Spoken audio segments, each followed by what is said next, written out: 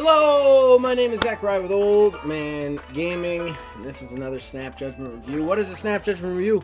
If you have never listened before, well, I think game reviewers nowadays get a little caught up in 100%ing or near completing a game before they do the review. They forget what it's like to just play it right away. So I spend about 5 to 10 hours with the games that I review, and I'm just trying to give you an idea whether you're going to enjoy it right away or not. That coupled with the fact that I think games are one of the most subjective forms of art, I don't give a score to my reviews. Instead, I'll be giving you an overview of what the game is. I'll be listing the pros and the cons of the game in my point of view, as all reviews are. And then I'll be telling you whether I personally will be sticking with the game outside the purposes of this content. So, here we are again. I am about to do a big old batch of reviews, and I'm going to be honest with you guys. I'm playing older games right now, so bear with me, okay? Because there's just nothing new coming out that really entices me, and I don't get these things for free, so I have to actually spend money on them, which means that, well, I review the games that that look interesting, that I want to play. So a lot of the games that I'm playing are games that are older. So here we go. So what am I reviewing today? I am reviewing Wordaltro, if I am saying that correctly. So this is a really interesting one. A couple years back, we had Wordaltro. Wordaltro is an amazing game. It's this kind of roguelike poker hand creation sort of thing, and it did spawn a couple of different copiers, that sort of thing, but Wordaltro is in that section but not. Basically it works exactly like Wordaltro, but instead of poker hands, you're trying to create larger and larger words, and instead of the values of the cards, you are using the values of the letters as if they were Scrabble tokens. It's really interesting mechanics here. So what you'll do is you'll go in, you'll have a certain set number of energy, which is the amount of words you can submit in the round to try and get the point score that you need. And then you will have a certain amount of rerolls, which you can take 3 letters out of your randomly selected bunch and draw 3 new ones from the bag, but those are limited as well.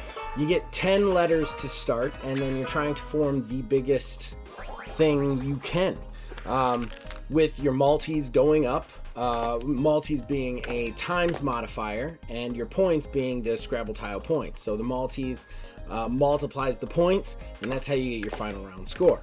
This is a very interesting, intriguing game. So it's hard to define this thing any more than that.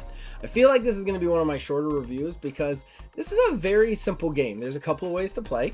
You can play on a difficulty, just randomly generated difficulty thing. They've got like a beginner, easy, medium, hard. I just completed the medium. And then you also have a daily challenge where they have some leaderboards and you're trying to compete against everybody else with the things that you are being given exactly the same as everybody else who's in there.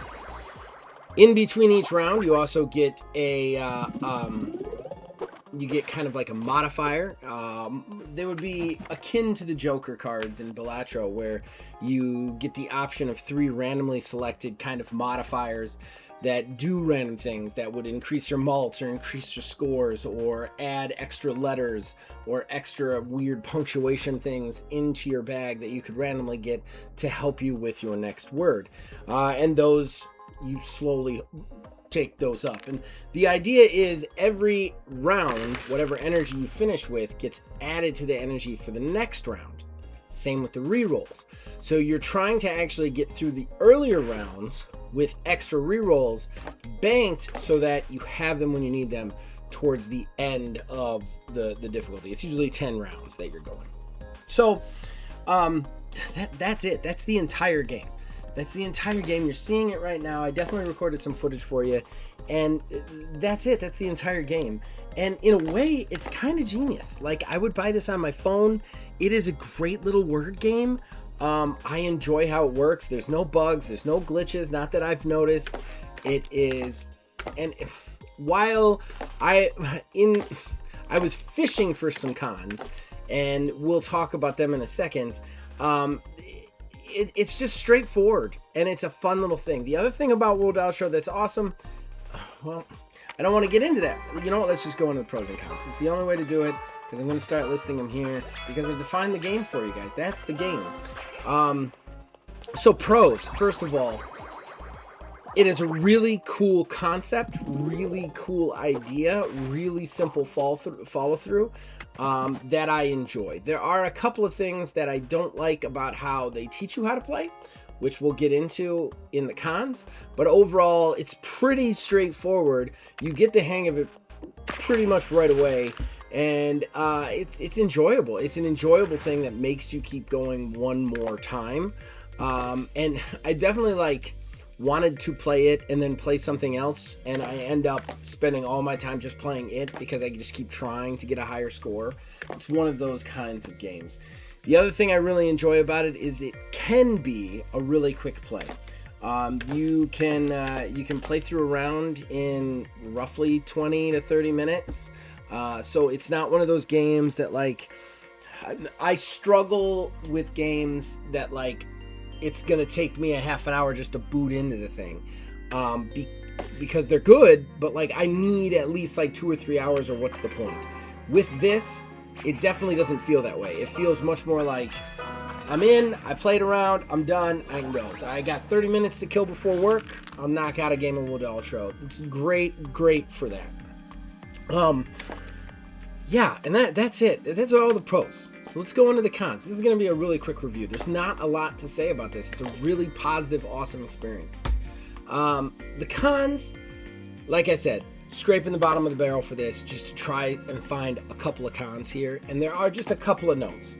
My first note is there are still certain mechanics that I don't even quite understand. So when you're forming a word on the screen, if you manage to get your word up to 5 letters, you get a special tile, not a special tile, a green tile added into your bag, which is either italics or bold or underlined, and all of those things change kind of how the word is scored. Some of them mean the letter is scored double. Some of them mean the word has an extra multi. Some of them mean the multi goes up, stuff like that.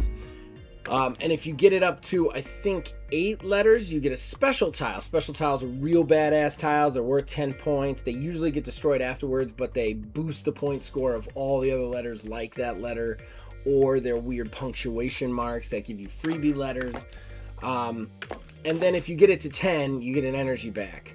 But each letter you put in has a malt value that adds to the total malts. And that value changes, and I don't know what that is based on still to this day. I don't understand the mechanic of that. So I think there's certain mechanics that they don't quite teach you, which is a little frustrating. I would like them to kind of I don't know, go a little bit more in depth on exactly all the things that are in play here.